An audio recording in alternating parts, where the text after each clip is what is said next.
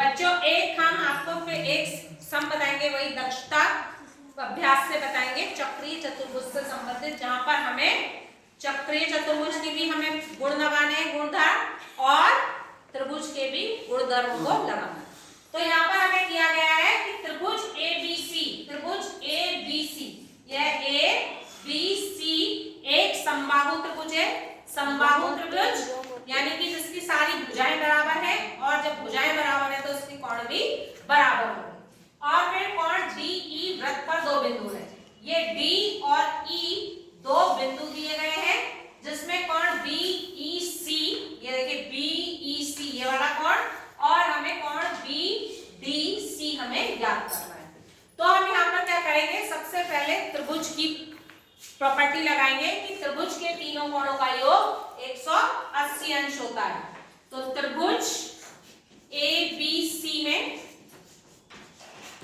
क्या होगा,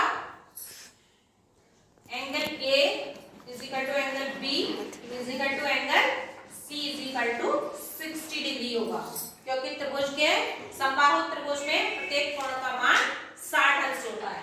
तो ये हमारा कोण कितना हो गया, 60 अंश का है। ठीक है, तो BEC या ABECD एक क्या है, चतुर्भुज ही हो गया ना। देखिए ABEC एक चक्रीय चतुर्भुज है।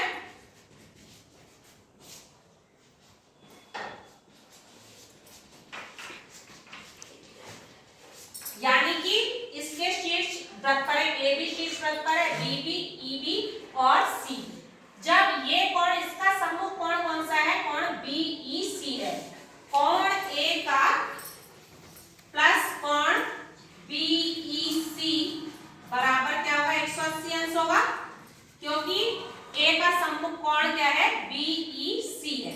180 अंश हो गया, तो इसका मान हमने कितना निकाल लिया, 60 अंश, प्लस कोण BEC बराबर 180 अंश, तो कोण BEC बराबर कितना हो जाएगा, 180 डिग्री माइनस 60 डिग्री, यानी कि कितना आ गया, 120 अंश। कोण BEC का मान कितना हो गया, 120 अंश हो गया।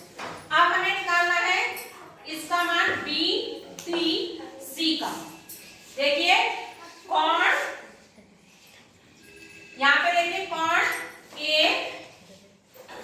BAC,